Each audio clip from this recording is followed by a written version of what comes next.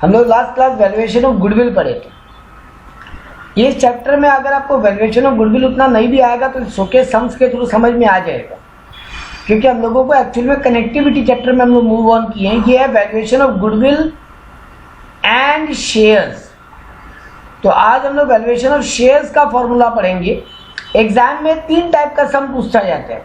कई बार only valuation of goodwill पे सम पूछता है, कई बार वैल्यूएशन ऑफ शेयर पे खाली सम पूछता है, और कई बार बोलता है दोनों मिला के कैलकुलेट करो, पहले गुडविल निकालो और फिर उससे वैल्यूएशन ऑफ शेयर निकालो। तो ठीक है, कोई दिक्कत नहीं है। लास्ट क्लास का वीडियो में देखा जाए तो बहुत सिंपल मेथड बताया जो क्लास 12 में हम लोग पढ़े हुए हैं। हम जस्ट 1 मिनट में पहले उन फॉर्मूलाज को याद दिला दे रहे हैं जो हम लोग क्लास 12 में पढ़े हुए वैल्यूएशन ऑफ गुडविल में, ताकि वैल्यूएशन ऑफ शेयर्स आपको समझ में आए। हम लोग पहला फॉर्मूला क्या पढ़ते हैं? एवरेज प्रॉफिट मेथड से गुडविल निकालने का। क्लास 12 में हम लोग पढ़े हैं ये चीज, एवरेज प्रॉफिट मेथड से गुडविल कैलकुलेट करने का। कैसे कैलकुलेट होता है? सर आपको 4 ईयर का प्रॉफिट दिया रहेगा, 5 ईयर का प्रॉफिट दिया रहेगा, सबको ऐड किया, डिवाइड बाय 4 या 5 कर ली, तो आ गया एवरेज प्रॉफिट। मान लो मेरे को 5 साल का प्रॉफिट दिया, सबको जोड़े तो आया मान लो 1,40,000। तो 1,40,000 डिवाइडेड बाय 5 ईयर किए तो मेरा एवरेज प्रॉफिट कितना आया? कोई कैलकुलेट करके बोलो।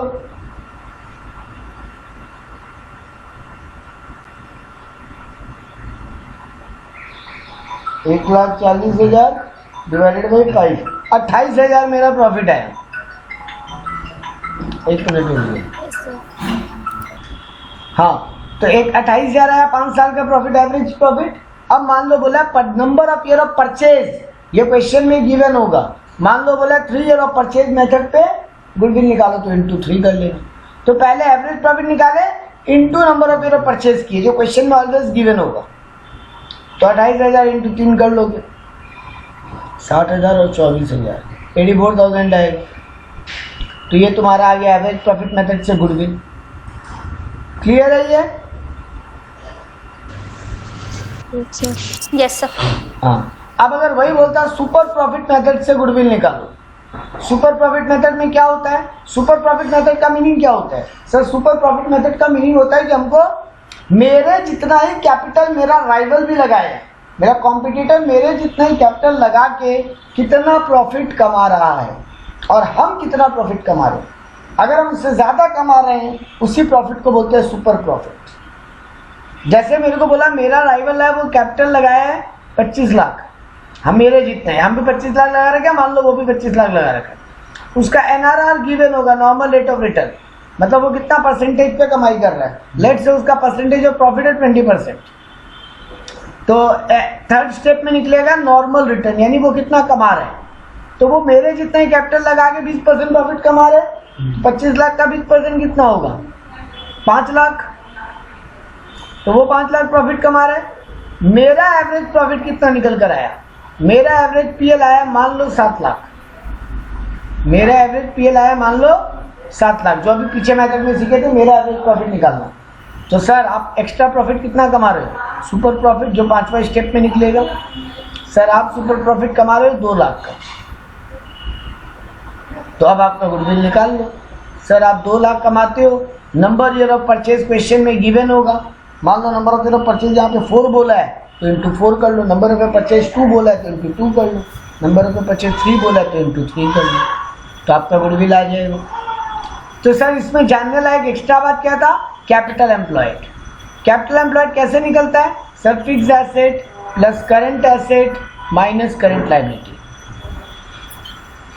या फिर तुम्हारा share capital plus reserves and surplus plus long term borrowing minus long term investment. ये 2 फॉर्मूला से कैपिटल एम्प्लॉयड निकल सकता है।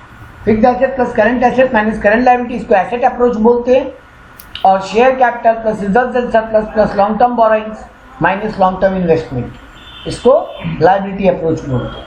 तो कैपिटल एम्प्लॉयड आ जाएगा। NRR क्वेश्चन में गिवन होगा तो स्टेप 3 सॉल्व हो जाएगा।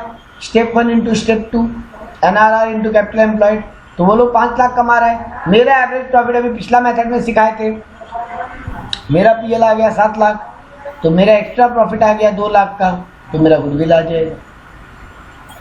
तीसरा मेथड का नाम है capitalization of super profit method.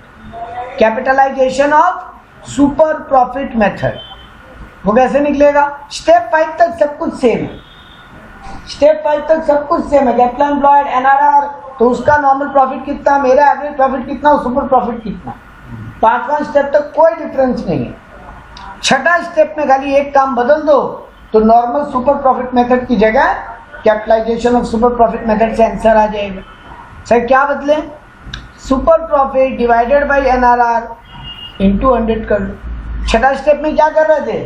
Super profit into number of year of purchase, वो नहीं करके यहाँ पे कर लो super profit by normal rate of return into 100। Super profit तुम्हारा आ रहा है 2 लाख, एनआरआर क्वेश्चन में बोला है 20%, तो 2 lakh divided by 20 into 100, 2 lakh divided by 20 into 100,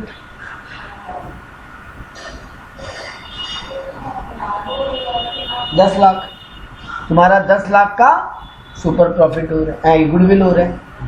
और आखिरी और चौथा मेथड है capitalization of net profit method, sorry capitalization of average profit method, capitalization of average profit method. उसमें क्या करेंगे सर? बता रहे 1 मिनट के बाद।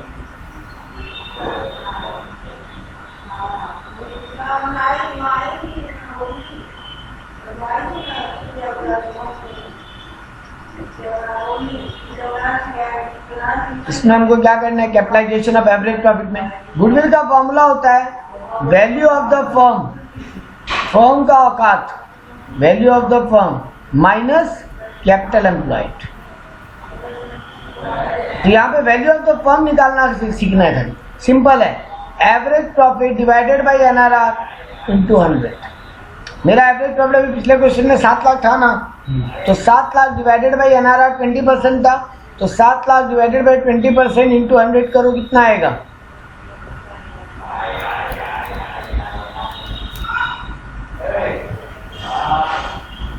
So 35 lakh. 35 लाख मेरा वैल्यू ऑफ द फर्म आ गया। और हम बोले थे कितना कैपिटल एम्प्लॉय लगा रखे थे हम? 25 लाख। अभी पिछला क्वेश्चन में बोले थे ना 25 लाख कैपिटल एम्प्लॉयड है, तो 35 लाख माइनस 25 लाख 10 लाख मेरा गुडविल आ गया। तो ये भी गुडविल का 4 मेथड था, average profit method, super profit method, capitalization of super profit, capitalization of average profit. तो गुडविल जनरली ऐसे निकलेगा। एक ट्रिक की बात आएगा जो आप लोग क्लास 12 में नहीं पढ़े थे, वो हम इस सम एक सम करवाएगा नेक्स्ट, तब बताएगा आज के क्लास में या अगले क्लास में, ये अगला क्लास इस चैप्टर का लास्ट क्लास होगा। आज के क्लास में हम लोग जा रहे हैं वैल्यूएशन ऑफ शेयर निकालते हैं कैसे, वो जाने। वैल्यूएशन ऑफ शेयर्स कैसे निकलेगा? 3 मेथड है। पहला मेथड का नाम है इंट्रिंसिक वैल्यू मेथड या asset banking method. Intrinsic value method या उसका दूसरा नाम है एसेट बैकिंग मेथड। मतलब मेरे एसेट का वैल्यूएशन की मदद से हम अपनी कंपनी का गुडविल कैलकुलेट, एसेट का शेयर का वैल्यू कैलकुलेट कर, एसेट बैकिंग मेथड इसका नाम है। दूसरा मेथड का नाम है यील्ड मेथड। यील्ड मेथड में 2 मेथड होते हैं, या तो रिटर्न ऑन कैपिटल को देखते हुए कितना प्रॉफिट कमा रहे हैं उसको देखते हुए, या कितना डिविडेंड कमा रहे हैं उसको देखते हुए। रिटर्न देख रहे हैं कि जो हम कैपिटल लगाए उसमें कितना अर्निंग आ रहा है, या फिर हम कितना डिविडेंड कमा रहे हैं। ये 2 मेथड से मेरा यील्ड मेथड सॉल्व हो सकता है, रिटर्न ऑन कैपिटल में। और तीसरा मेथड है फेयर वैल्यू मेथड। ये कुछ नहीं कर रहा है, ये दोनों मेथड से जो आंसर आएगा उसको ऐड करके डिवाइड बाय, मतलब तुम्हारा एसेट बैकिंग मेथड से जो आंसर आएगा, तुम्हारा यील्ड मेथड से जो आंसर आएगा, दोनों को ऐड करो, डिवाइडेड बाय 2 कर लो, तुम्हारा फेयर वैल्यू मेथड आ जाए। तो sir intrinsic value method solve कैसे होगा वो बताइएगा। देखो फॉर्मूला लिखा है यहाँ पे, net asset including goodwill including investment. तुम्हारा नेट एसेट कितना है divided by number of shares issued, तो तुम्हारे एक शेयर का वैल्यू आ जाएगा। तुम्हारा आज के दिन नेट एसेट कितना है, इंक्लूडिंग गुडविल इंक्लूडिंग इन्वेस्टमेंट बात कर रहा है। तुम्हारा आज के दिन नेट एसेट कितना है वो divided by number of shares issued. Sums करेंगे समझ में आ जाएगा, डोंट वरी। पहले केवल फॉर्मूलाज को थोड़ा मन में बसाने का कोशिश करो। यहां पे एक चीज ध्यान रख लेना, सारे एसेट का मार्केट वैल्यू लेना है, बुक वैल्यू नहीं। ये जो बोला है ना नेट एसेट, तो यहाँ पे बोला asset to be valued at market value, तुमको एसेट्स का मार्केट वैल्यू लेना है, बुक वैल्यू नहीं। अगर मार्केट वैल्यू गिवन नहीं है किसी एसेट का तो उसका बुक वैल्यू ले सकते हो। जैसे तुमको बोला मेरा लैंड एंड बिल्डिंग है, उसका बुक वैल्यू 20 लाख है, लेकिन आज के दिन मार्केट में बेचने गए तो 22 लाख में बिकेगा।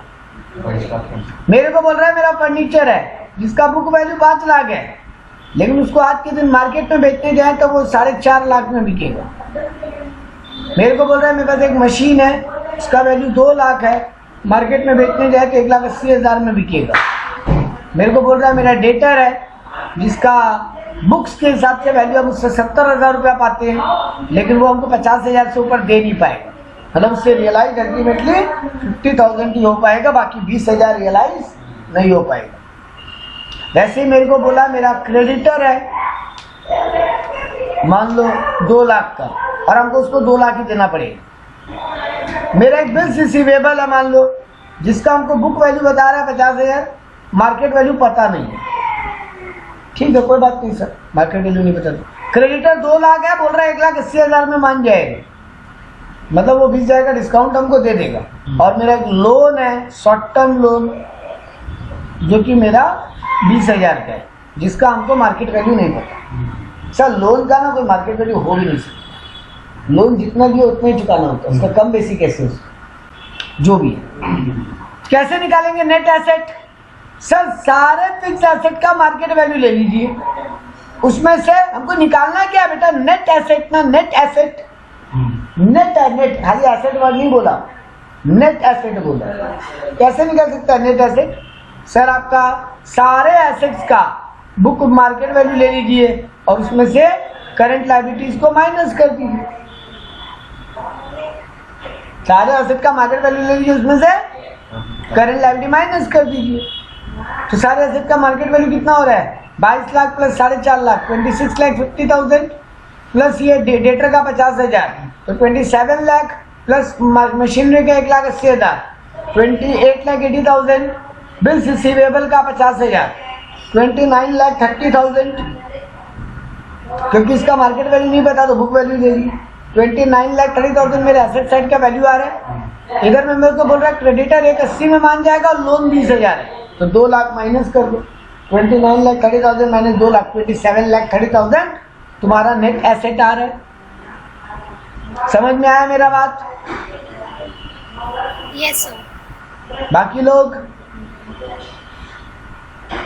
श्वेता? Yes, sir. हाँ ठीक है, तो 27,30,000 मेरा नेट एसेट आ रहा है। नहीं सर आप गलत बोले, क्योंकि आपको इसमें आपका गुडविल भी निकाल के जो आप पिछले मेथड्स में सीखे हो वो गुडविल भी निकाल के ऐड करना होगा तब नेट एसेट है। अब एग्जाम में अगर तुमको खाली वैल्यूएशन ऑफ शेयर का क्वेश्चन आता तो हो सकता है गुडविल का वैल्यू दे देता। गुडविल कैलकुलेट होकर निकल के आया, लेट्स से एक बार के लिए गुडविल कैलकुलेट होकर निकल के आया 1 लाख रुपया, गुडविल कैलकुलेट होकर निकल के आया 1 लाख, तो 27,30,000 में 1 लाख ऐड कर लो, तो सर 28,30,000 आपका नेट एसेट का वैल्यू आ रहा है। Is it fine? यस।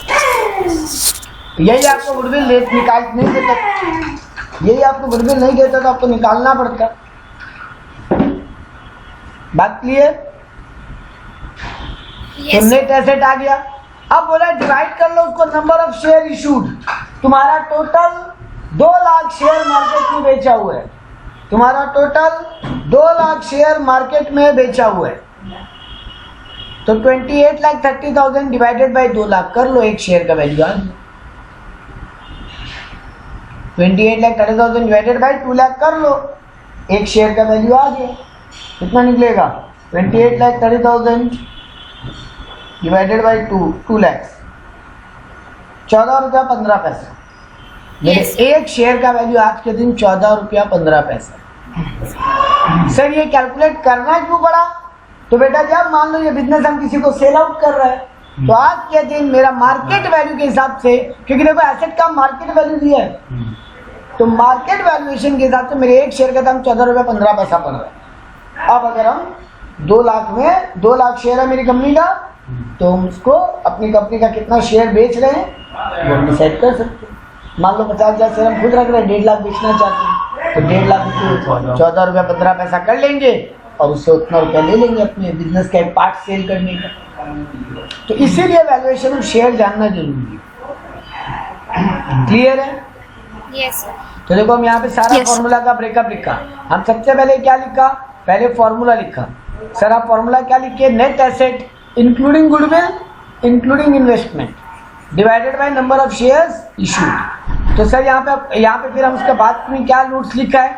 हम पहला बात तो ये लिखा कि हम एसेट का मार्केट वैल्यू लेंगे, बुक वैल्यू नहीं। हाँ, अनलेस मार्केट वैल्यू अवेलेबल नहीं हो तब बुक वैल्यू लेंगे। तो पहला काम का बात हम ये लिखा, market value asset to be considered. If no market value is given then book value. कौन कौन सा एसेट नहीं लेंगे इस कैलकुलेशन में? सर कोई पीएल बैलेंस दिया है डेबिट मतलब लॉस, वो नहीं लेंगे। कोई फिक्टिशियस एसेट दिया है, कोई प्रीलिमिनरी एक्सपेंसेस दिया है। फिक्टिशियस एसेट क्या होता है? सर जो बैलेंस शीट में एसेट की तरह नजर तो आ रहा है लेकिन उसके एसेट जैसा कोई औकात नहीं, मतलब वो एसेट की तरह कोई पैसा रियलाइज करके नहीं देगा। जैसे मेरी कंपनी का बैलेंस शीट में अगर पीएल डेबिट बैलेंस दिखा रहा है मतलब लॉस, तो एसेट साइड में एक पीएल डेबिट दिख तो रहा है लेकिन इससे क्या कोई पैसा आने वाला है क्या? सर पीएल डेबिट कोई चीज है क्या जो बिकेगा? जब बिकेगा नहीं तो इससे कोई पैसा नहीं आ सकता। मान लो यहाँ पे दिया है प्रीलिमिनरी एक्सपेंसेस। प्रीलिमिनरी एक्सपेंसेस क्या होता है? सर एक कंपनी स्टार्ट करने के पहले का खर्चा, कंपनी स्टार्ट करने के लिए जो खर्चा लगता है। मेरा कंपनी मान लो कंपनी स्टार्ट करने के लिए 5 लाख खर्चा किया था और हम सोचा था इस 5 लाख को एक बार में एक्सपेंस नहीं दिखाएंगे, 1-1 लाख करके 5 साल में राइट ऑफ करेंगे। तो अब मेरे मान लो 1 साल हो चुका तो अब ये 4 लाख पे खड़ा है प्रीलिमिनरी एक्सपेंसेस। हर साल थोड़ा थोड़ा खत्म होगा तो बैलेंस शीट के एसेट में बाकी फिगर तो दिखाई दे रहे हैं लेकिन सर इससे कभी कोई पैसा आएगा थोड़ी। तो इसको गुडविल कैलकुलेट करते समय इग्नोर मारिए। वैसे मान लो कोई डेफर्ड एडवर्टीजमेंट एक्सपेंसेस होता है। यस सर क्या होता है डेफर्ड एडवर्टीजमेंट एक्सपेंसेस? सर आप ऐसा कोई एडवर्टीजमेंट का खर्चा किए हैं जिसका बेनिफिट आपको लॉन्ग टर्म में मिलेगा। हम वही मेरा पुराना एग्जांपल ऑल टाइम फेवरेट, हम अमिताभ बच्चन को हायर किया, 4 करोड़ रुपया लिया वो एडवर्टीजमेंट करने का। हम चाहें तो 4 करोड़ पूरा एडवर्टीजमेंट बोल के पीएल में दिखा सकते हैं बट वो मेरे अकाउंट का धज्जियां उड़ा देगा। एक साथ 4 करोड़ का खर्चा तो तुमको दिखेगा उस साल तो प्रॉफिट हुआ ही नहीं। अच्छा इसका बेनिफिट आने वाले सालों में मिलेगा। अरे ऑब्वियस बात है, मेरा कोचिंग इंस्टीट्यूट का आगे अमिताभ बच्चन इनॉग्रेशन करके जाए तो लोग मेरे एरिया में 5-7 साल हमको याद रखेंगे।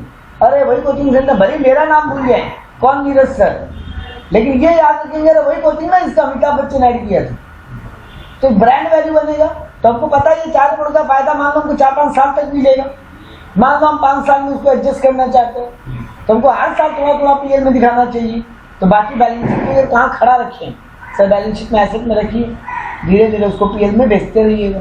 लेकिन ये बैलेंस शीट में एसेट में खड़ा जरूर है लेकिन आज के दिन में कोई पैसा रिकवरी होगा क्या? नहीं सर, इस एसेट का कोई पैसा रियलाइज नहीं होने वाला आपकी जिंदगी में। तो ये सब होते हैं फिक्टिशियस एसेट। फिक्टिशियस मतलब नकली एसेट, जो एसेट की तरह दिख तो रहे हैं लेकिन उनका एसेट की तरह कोई वैल्यू नहीं, कोई वर्थ नहीं है। तो इनको गुडविल कैलकुलेट करते समय नहीं लेना एसेट में। हम बोला ना एसेट साइड का टोटल लेंगे तो इनको नहीं लेंगे। तो यानी नेट एसेट कैसे निकला? टोटल एसेट माइनस, अच्छा एक गलती हो गया मेरे बोलने में, total asset minus preference share minus creditor minus debenture. मेरा एक गलती हुआ, हम सिर्फ करंट लायबिलिटी माइनस कर रहा था, ठीक है, लेकिन नहीं, यहाँ पे क्या बोला है टोटल एसेट कैसे निकलेगा, सॉरी नेट एसेट कैसे निकलेगा? टोटल एसेट में से प्रेफरेंस शेयर माइनस किया, क्रेडिटर माइनस किया और डिवेंचर माइनस किया और ऐड क्या कर लिया? सर गुडविल आप ऐड कर लीजिए। आई रिपीट, टोटल एसेट निकालने नेट एसेट निकालने का तरीका क्या हुआ? टोटल एसेट में से प्रेफरेंस शेयर, क्रेडिटर, डिबेंचर सब माइनस कर दीजिए और ऐड क्या कर लीजिए? जो आप अलग से गुडविल कैलकुलेट करके निकाले थे। क्या अलग से? गुडविल जो कैलकुलेट करके निकाले थे, गुडविल वो ऐड कर लीजिए, ये सब माइनस कर दीजिए, आपका नेट एसेट आ जाएगा। तो ये नोट्स क्लियर है जो हम बोला? Yes sir. चलिए अगला मेथड बहुत सिंपल है। यील्ड मेथड में झमेला नहीं है ज़्यादा। एग्जाम में यील्ड मेथड आता है तो खुश रहना चाहिए क्योंकि जो झमेला ये टोटल एसेट नहीं है, ये नेट एसेट निकालो, एन टेन करो। गुडविल वाले में क्या फॉर्मूला रखा देखो, बोला यील्ड मेथड। यील्ड का मतलब क्या होता है? यील्ड का मतलब होता है हमको कितना बदले में मिला। हम बिजनेस में पैसा लगाया, मान लो 20 लाख रुपया, 20 लाख रुपया हम इन्वेस्ट किया, ठीक है, मेरे को 4 लाख का प्रॉफिट हुआ। तो बताओ मेरे कितना यील्डिंग हुआ, मतलब कितना लगाने में कितना मिला। 20 लाख लगाने में 4 लाख मिला, मतलब कितना परसेंटेज मिला। 4 लाख बाई 20 लाख इंटू 100, मतलब 20% है ना, ठीक है ना। तो यही होता है यील्ड का मतलब, बदले में कितना मिला। सर 2 तरीके से यील्ड मेथड काम करता है, या तो आप अपने कैपिटल पे आपको कितना रिटर्न मिला वो निकाल लो, या आप डिविडेंड मेथड फॉलो कर लो, जो रिटर्न ऑन कैपिटल एम्प्लॉयड या अर्निंग मेथड भी बोलते हैं इसको। आपको एग्जाम में बोल देगा कि अर्निंग मेथड या रिटर्न ऑन कैपिटल मेथड पे सॉल्व करो। समझो, एक लाइन का फॉर्मूला है बेटा, return on capital employed divided by NRR into paid up value of the share. Formula क्या है, गुडविल वैल्यू पर शेयर निकालने का। इससे डायरेक्ट शेयर का वैल्यू निकल जाएगा, कोई और कुछ भी निकलने का दरकार पड़ेगा। Return on capital employed, rate of return on capital employed, sorry, rate of return on capital employed divided by NRR into paid up value of the share. NRR question में ऑलवेज गिवन होगा। Rate of return on capital employed कैसे निकलेगा? Sir मेरा सबको देने के बाद, सबको देने का मतलब सर आपका EBIT होता है, earning before interest and tax. उसमें से आप इंटरेस्ट दे दो तो क्या बचता है? EBT। उसमें से आप टैक्स दे दो तो क्या बचता है?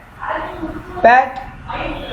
उसमें से आप वही profit after tax, earning after tax. उसमें से अगर आप प्रेफरेंस शेयर होल्डर को डिविडेंड दे दो उसका, तो बचता है पाफेश, profit available for equity share holder. सबको दे दिए, देखो हम इंटरेस्ट चुका दिए, गवर्नमेंट को टैक्स दे दिया, प्रेफरेंस शेयर होल्डर को भी पैसा दे दिए। अब जो इस साल का प्रॉफिट बचेगा उस पर किसका हक? सर इक्विटी शेयर होल्डर का, मेन ओनर का हक है ना।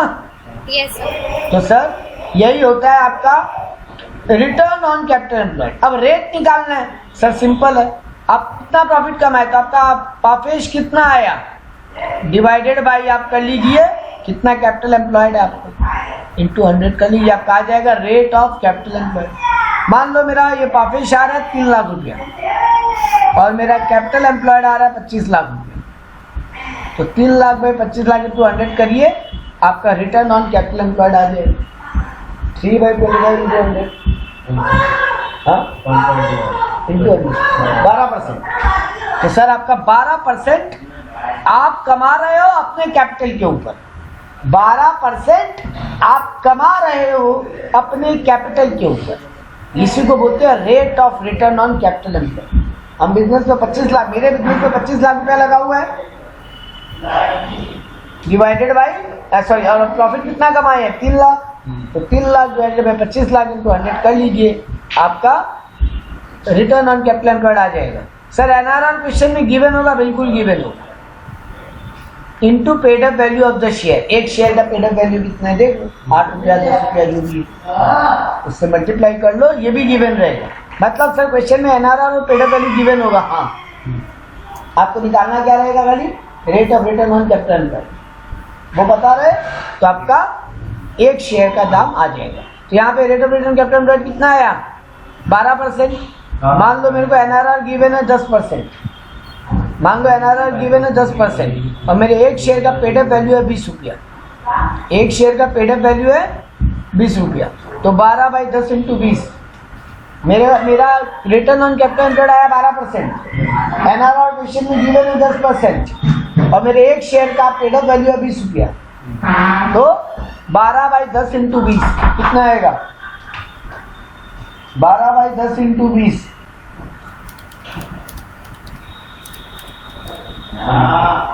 सर 24। हाँ, तो एक शेयर का दाम मेरा आज के दिन मार्केट वैल्यू के हिसाब से 24 रुपया होना चाहिए, तो 24 रुपया विल बी माई वैल्यू पर शेयर। क्लियर है?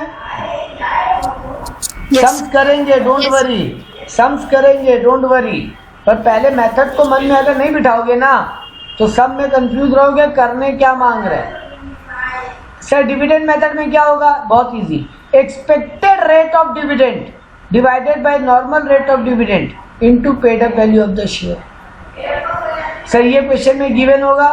यस, ये सब क्वेश्चन में गिवन है। Expected rate of dividend divided by normal rate of dividend into paid up value of the share. ये होता है डिविडेंड मेथड। तुम्हारा डिविडेंड कितना उम्मीद कर रहा है share holder, expected rate of dividend divided by तुम कितना रेट ऑफ डिविडेंड दे रहे हो, normal rate of dividend into paid up value of the share. Share का पेड अप वैल्यू से मल्टीप्लाई कर लो तो डिविडेंड मेथड से वैल्यू पर शेयर आ जाएगा। तो हम लोग अब तक क्या क्या मेथड देखे sir? Intrinsic value asset banking method देखे, वहां पर था net asset divided by number of share issued कर लो। सर हम लोग यील्ड मेथड में अर्निंग मेथड देखे जिसमें rate of return on capital employed divided by NRR into paid up value of the share कर लो। या फिर हम लोग डिविडेंड मेथड में expected rate of dividend divided by normal rate of dividend into paid up value of the share देखे, उससे भी value आ जाएगा। और तीसरा तरीका एक और है, फेयर मार्केट वैल्यू या फेयर वैल्यू मेथड। सर वो तो कुछ भी नहीं है। एसेट बैकिंग मेथड से जो आंसर आए, यील्ड मेथड से जो आंसर आए डिवाइडेड बाय 2 कर लीजिए, उसको भी आप अपनी शेयर का वैल्यू मान सकते हैं अगर company fair value method follow करना चाहती है। ये कुछ भी नहीं है सर, ये दोनों मेथड का एवरेज है। डिवाइड बाय 2 किया मतलब दोनों मेथड का एवरेज है ना।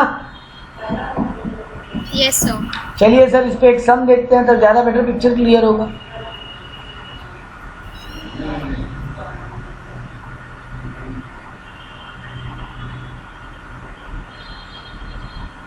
देखो जैसे यहाँ पे दिया इलस्ट्रेशन 11 स्क्रीन पे आया। Yes sir. बोले तो यहाँ पे क्या बोला, कंपनी ये शेयर कैपिटल है उसका 20,000 इक्विटी शेयर बेचा हुआ है 100 रुपया वाला, 20 लाख उसका वैल्यू है। जनरल रिजर्व है उसका 6 lakh, profit and loss account है उसका 3.5 लाख। करंट लायबिलिटी में बोल रहा है बैंक ओवरड्राफ्ट है 3 लाख, क्रेडिटर है 4 lakh and provision for tax है 5 लाख। ये इसका करंट लायबिलिटी है। एसेट में बोल रहा है उसका डेटर है 5 लाख, स्टॉक इन ट्रेड है 15 लाख, प्लांट एंड मशीनरी है 10 लाख, फैक्ट्री प्रेमाइसेस है 11,50,000। तुमको यहाँ पे बोला है कंपनी का net profit for the company last 5 year, last 5 साल में कंपनी का नेट प्रॉफिट है 4 लाख 10, 6 40, 7 लाख, 8.5 लाख, 9 लाख। इससे मदद से क्या निकलेगा? Average profit. इसकी मदद से एवरेज प्रॉफिट निकल जाएगा। मेरे को बोला मेरे को बोल रहा है managerial remuneration 60,000 has been charge for each year. तो सर आप 5 साल का प्रॉफिट को ऐड कीजिए, इसको एवरेज कीजिए, उसमें से 60,000 और माइनस कर दीजिएगा, क्योंकि ये खर्चा है। ये गुडविल कैलकुलेट करने के लिए आपको एक मैनेजर रखना पड़ा। वो मैनेजर बोला हर ईयर का प्रॉफिट को ठीक से जांचने के लिए, ठीक से कैलकुलेट करने में हेल्प करने के लिए हम 60,000 पर ईयर लेगा। कितने साल का प्रॉफिट को कैलकुलेट करने में हेल्प किया है? 1 2 3 4 5 साल। तो सर वो 5 साल का इंटू 60,000 करके रुपया देगा। तो आपके पास 2 तरीका है, या तो हर साल में से पहले 60,000 माइनस करो और फिर एवरेज प्रॉफिट निकालो, या तो सारे सालों में से हर ईयर में 60,000 माइनस कर लो और आप डिवाइडेड बाय 5 कर लो, या फिर आप ये कर लो पहले इनको ऐड कर लो, एवरेज निकाल लो, फिर एक बार 60,000 माइनस करो। आपको जो पसंद है वो कर सकते। आपको market value of the asset दिया एज फॉलोज। देखो तुम्हारा स्टॉक का बुक वैल्यू कितना है? 15 लाख, लेकिन आज के दिन मार्केट में 15,50,000 में बिक सकता है। तुम्हारे प्लांट का वैल्यू है 10 लाख, बट वो आज के दिन बेचने गए तो 10,40,000 में बिक जाएगा। तुम्हारा फैक्ट्री प्रेमाइसेस का वैल्यू है 11.5 लाख, उसको आज के दिन बेचने जाओगे तो 12,83,000 में बिक जाएगा। और डेटर का कुछ बोला नहीं है, मतलब हम 5 लाख की बुक वैल्यू कोई मार्केट वैल्यू मान लेंगे। इधर में बैंक ओवरड्राफ्ट क्रेडिटर इनका भी बुक वैल्यू कोई मार्केट वैल्यू मान लेंगे। मेरे को बोला टैक्स मेरी कंपनी में 50% है और ये सब बिफोर टैक्स है, ये सारे फिगर बिफोर टैक्स है 5 साल का। तो हमको इनको पहले आफ्टर टैक्स बनाना पड़ेगा, हर साल का प्रॉफिट में से टैक्स माइनस करके। गुडविल मेरे को बोला 5 year of purchase of super profit method पे निकालो। तो मतलब सर इस सब में आपको पहले गुडविल निकालना पड़ेगा, फिर नॉर्मल रेट ऑफ रिटर्न निकालना, but normal rate of return तो क्वेश्चन में गिवन है और उस बेसिस पे आपको इंट्रिंसिक वैल्यू मेथड यूज करते हुए शेयर का भी वैल्यू निकालना। तो पहले तो गुडविल निकालना है सर। सर गुडविल कैसे निकलेगा? तो चलो पहले गुडविल निकालते हैं। हाँ देखो, पहले 5 साल का प्रॉफिट को ऐड किया, ठीक है। ओ मैनेजरियल रेम्युनरेशन ऐड में, अच्छा सॉरी एक गलती होता है, एक मिनट, 7,60,000 का 11% कितना होगा?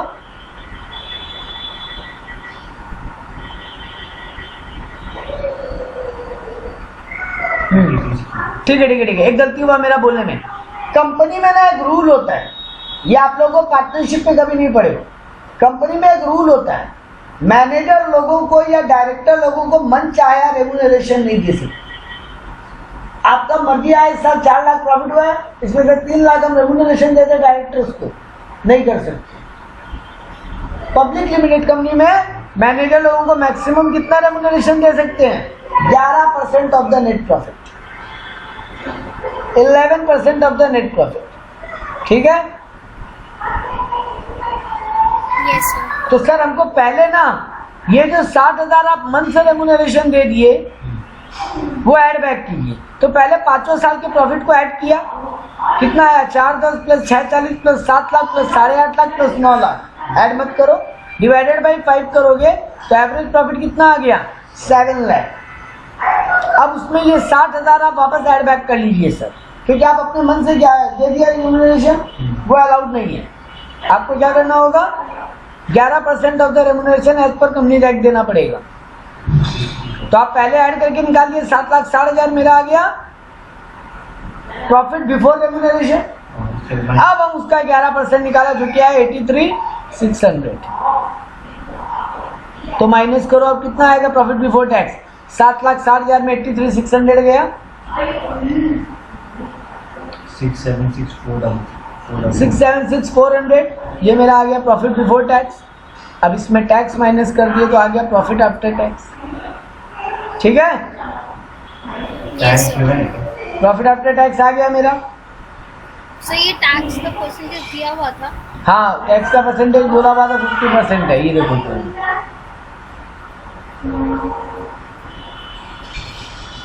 ये ना, taxation to be considered 50%। Yes, sir. तो हम क्या किए? पहले हम करेक्ट प्रॉफिट निकाल लिए। कैसे निकाले सर? जो रेम्यूनरेशन आप अपने हिसाब से दे रहे उसको ऐड बैक कर लिए, फिर उसका 11% निकाल के माइनस कर दिए, तो आपका करेक्ट प्रॉफिट आ गया 6,76,400। अब आप उसमें टैक्स माइनस किए तो आ गया प्रॉफिट आफ्टर टैक्स। तो हमको पैट चाहिए था, मेरा पैट मिल गया। ठीक है? मेरे को गुडविल निकालना है सुपर प्रॉफिट मेथड से ना, गुडविल निकालना है सुपर प्रॉफिट मेथड से। हमको पहला स्टेप में क्या चाहिए था? लेकिन सर आपको पहले स्टेप में चाहिए कैपिटल एम्प्लॉयड, है ना? दूसरा स्टेप में क्या चाहिए होता है? एनआरआर, क्योंकि क्वेश्चन में गिवन है। कितना एनआरआर? 10%। तीसरा स्टेप में क्या चाहिए होता है? नॉर्मल रिटर्न, जो मेरा राइवल कमा रहा है। चौथे स्टेप में हमको चाहिए होता है एवरेज प्रॉफिट। पांचवें में हम निकालते हैं सुपर प्रॉफिट, मतलब ये स्टेप 4 माइनस स्टेप 3 करके। और छठे में हम निकाल लेते हैं गुडविल, जो भी सुपर प्रॉफिट आएगा into number of year of purchase कर लेते हैं। ठीक है ना? तो सर सबसे पहले आपको एवरेज प्रॉफिट तो मिल गया आपका, हम लोग अभी निकाल लिए। मेरा कितना एवरेज प्रॉफिट आया? 3,38,200। ठीक है? Yes, sir. तो मेरा एवरेज प्रॉफिट तो आ गया 3,38,200। हमको चाहिए सबसे पहले कैपिटल एम्प्लॉयड। कैपिटल एम्प्लॉयड निकालने का 2 तरीका हो सकता है, देख लो। एसेट अप्रोच भी होता है, लायबिलिटी अप्रोच भी होता है। 2 फॉर्मूला बताया था ना, fixed asset plus current asset minus current liability कर लो तब भी आ जाएगा। और दूसरा क्या था? आप share capital plus reserves and surplus जोड़ लो और माइनस कर दो आपका इन्वेस्टमेंट, तब भी आ जाएगा। तो देखो दोनों मेथड से निकाल के दिखाया तुमको यहाँ पे, तुमको एग्जाम में दोनों नहीं करके आना। तुमको कैपिटल एम्प्लॉयड देखो दोनों मेथड से निकाल के दिखाया, देखो सेम आ रहा है। तो देखो कैसे निकाला? तुम्हारा डेटर का वैल्यू कितना लिया? हम एसेट अप्रोच पहले सॉल्व करके दिखा रहे हैं। तुम्हारे डेटर का वैल्यू कितना लिया? सर 5 लाख, क्योंकि इसका कोई मार्केट वैल्यू गिवन नहीं था। तो डेटर तो 5 लाख लिया, तो ये देखो डेटर 5 लाख लिया। स्टॉक तुम्हारा मार्केट वैल्यू कितना होने जा रहा है? 15,50,000। प्लांट का 10,40,000 और फैक्ट्री का 12,83,000। तो देखो सब ऐड कर लिया। 5,50,000, 5 लाख, 15 लाख 50, 10 लाख 40, 12 लाख 83। मेरा 43,73,000 आ गया एसेट का साइड। लेस क्या करते हैं? Fixed asset plus current asset minus क्या करते हैं? करंट लायबिलिटी, है ना? Yes, sir. तो ये देखो तुमको करंट लायबिलिटी में तुमको कोई मार्केट वैल्यू तो दिया नहीं है तुमको, तो तुमको तो बुक वैल्यू लेना है। ये रहा तुम्हारा करंट लायबिलिटी। क्या क्या है? बैंक ओवरड्राफ्ट, क्रेडिटर और प्रोविजन फॉर टैक्स। इनका देखो बुक वैल्यू लेके माइनस कर दिया। बैंक ओवरड्राफ्ट, क्रेडिटर और provision for tax 3 lakh, 4 lakh और 5 लाख माइनस किया 12 लाख। तो 43,73,000 में 12 लाख माइनस किया, कैपिटल एम्प्लॉयड कितना आ गया? 31,73,000। सिर्फ बैंक ओवरड्राफ्ट क्या हुआ? करंट लायबिलिटी, अच्छा हाँ ठीक है। 3 करंट लायबिलिटी है। देखो ये रहा, ध्यान से पढ़ो। ये देखो करंट लायबिलिटी 3 आइटम दे रहा है, बैंक ओवरड्राफ्ट, क्रेडिटर और प्रोविजन फॉर टैक्स। ठीक है, ये तीनों को हम माइनस कर लिया। तो fix asset plus current asset minus current liability मेरा आ गया कैपिटल एम्प्लॉयड। किसी को दिक्कत? No, sir. एक बार हम ये फिगर लेके चल रहे हैं, एसेट उससे आपको दिखा देगा कैपिटल एम्प्लॉयड कैसे आता है, और हम एक बार ये फिगर लेके चल रहे हैं। तो मेरा कैपिटल एम्प्लॉयड आ गया 13,73,000। मेरा एनआरआर क्वेश्चन में गिवन है 10%, तो मतलब मेरा राइवल कितना कमा रहा है? 13,73,000 लगाता है, 10% कमाता है, मतलब 1,37,300 कमा रहे हैं। ठीक बात है Yes, ना? sir. तो हम Yes, sir. कितना कमा रहे हैं? लेकिन हम कमा रहे हैं 3,38,200। तो हम उससे कितना एक्स्ट्रा प्रॉफिट कमा रहे हैं? सुपर प्रॉफिट कैसे निकलेगा? Average profit minus NRR, average profit minus normal return. Yes, sir. तो कितना कमा रहे हैं? 338,200 में से 1,37,300 गया, Sir, 2,09,000. 2,20,900 ना बेटा। 3,38,000 में 3,70,000 का डिपोजिट। ओ ये 31,73,000 आ रहा है, सॉरी हाँ, 31,73,000 आ रहा है। that's 20. हाँ ये 31,73,000 आ रहा है। उसका 10% होगा 3,17,300, है ना? Yes, sir. 3,17,300 मेरा राइवल कमा रहा है, और हम कमा रहे हैं 3,38,200। हम कितना एक्स्ट्रा कमा रहे हैं? 20,900। Yes, sir. ठीक है। और गुडविल कैसे कैलकुलेट करने बोला है? तो गुडविल बोला है 5 year of purchase of super profit. तो 20,900 इंटू 5 कर लो। तो 20,900 इंटू 5 1,04,500. 1,04,500। ये मेरा गुडविल का वैल्यू है। Yes, sir. तो गुडविल निकल गया एक बार। अब बेटा जी गुडविल निकल गया ना, तो वैल्यू ऑफ शेयर आपके लिए बच्चा वाला बात हो गया। आप नेट एसेट तो निकाल के ही बैठे हो बेटा, ये 31 लाख। यही तो कैपिटल एम्प्लॉयड होता है। तो आपको एक्स्ट्रा मेहनत करने की जरूरत ही नहीं है। आप गुडविल निकालने के लिए जो कैपिटल एम्प्लॉयड यूज किए ना, बस उसी में गुडविल प्लस कर लो। Okay. हाँ, एक चीज ध्यान रखना, अगर प्रेफरेंस शेयर होता है ना, तो प्रेफरेंस शेयर जरूर माइनस कर लें, क्योंकि ये नेट एसेट में हम सिर्फ इक्विटी वालों का औकात निकाल रहे हैं, इसमें प्रेफरेंस शेयर वालों का नहीं।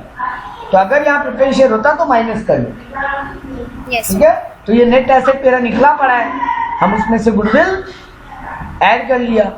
तो मेरा बिजनेस का वैल्यू कितना गया? वैल्यू ऑफ द फर्म 32 लिया, नेट एसेट जिसको बोलते हो 32,77,500। और मेरा कितना नंबर ऑफ इक्विटी शेयर बेचा हुआ है मार्केट में? सर 20,000 इक्विटी शेयर बेचा हुआ है।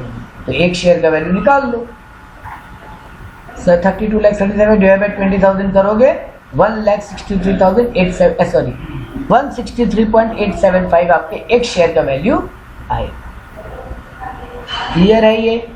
Yes, sir. Shweta, Yes, Ankita? अब अगर सर आप बोलते तो कैपिटल एम्प्लॉयड एसेट अप्रोच से कैसे निकालते हैं? लाइबिलिटी अप्रोच से। बेटा जी कुछ नहीं किया, share capital, general reserve, PL सबको ऐड कर लिया। देखो ये देखो, share capital, general reserve, PL, यहाँ प्रेफरेंस शेयर होता तो उसको भी ऐड कर लेते। उसमें और क्या ऐड किया? एक का चीज खाली एक्स्ट्रा करने का जरूरत पड़ता, शेयर कैपिटल, जनरल रिजर्व और पीएल को ऐड कर लिया। इसमें अगर प्रेफरेंस शेयर होता तो वो भी ऐड कर लेते, क्योंकि कैपिटल एम्प्लॉयड निकालते समय प्रेफरेंस शेयर चाहिए, लेकिन जब वैल्यू ऑफ द फर्म निकालते तो नेट एसेट लेंगे, वहां प्रेफरेंस शेयर हटा देंगे। तो उतना ही ध्यान रखना। और क्या ऐड करेंगे? अरे हम बोला ना रिजर्व एंड सरप्लस। तो बेटा वो जो एसेट लायबिलिटी रीवैल्यू हो रहा है, तो उसका प्रॉफिट लॉस भी तुम्हारा प्रॉफिट का पार्ट नहीं है क्या? है ना? तो सर वो भी प्रॉफिट निकाल के भी ऐड करना होता है, इसीलिए लायबिलिटी अप्रोच थोड़ा गंदा होता है। क्योंकि लाइबिलिटी अप्रेजल में तुमको equity, general reserve, PL, preference share वो दे देगा, तुम उनको तो ऐड कर लोगे। रिवैल्यूएशन का जो प्रॉफिट आ रहा है ना एसेट लाइबिलिटी का, वो भी ऐड करना होगा। देखो तुम्हारा 15,50,000 का स्टॉक, 15 लाख का स्टॉक था, जो 15,50 हो गया आज के दिन, 50,000 यहाँ से प्रॉफिट आ रहा है। तुम्हारा 10 लाख का प्लान था, 10,40,000 हो गया आज के दिन, 40,000 का प्रॉफिट आ रहा है। तुम्हारा 11,50,000 का फैक्ट्री प्रेमाइसेस 12,83,000 का हो गया, 1,33,000 का प्रॉफिट आ रहा है। तो टोटल यहाँ 2,23,000 का प्रॉफिट हो रहा है, वो भी ऐड करेंगे तो 31,73,000 तुम्हारा नेट एसेट बेसिस पे भी कैपिटल एम्प्लॉयड वही आता है। सर एग्जाम में कौन सा रहे ज़्यादा इजी करेंगे? बेटा जी एग्जाम में अगर एसेट का डेटा गिवन हो तो ऑलवेज फॉलो एसेट मेथड, क्योंकि लायबिलिटी में तुमको ध्यान रखना है कि वो रिवैल्यूएशन का प्रॉफिट लॉस भी एडजस्ट करना, और वहाँ वो भूल हो जाता है, कई बार ध्यान नहीं रहता। लेकिन तुम्हारा दोनों अप्रोच से आंसर सेम आएगा। इसके बाद तो गुडविल निकाल के तुम एसेट का वैल्यू निकाल सकते हो।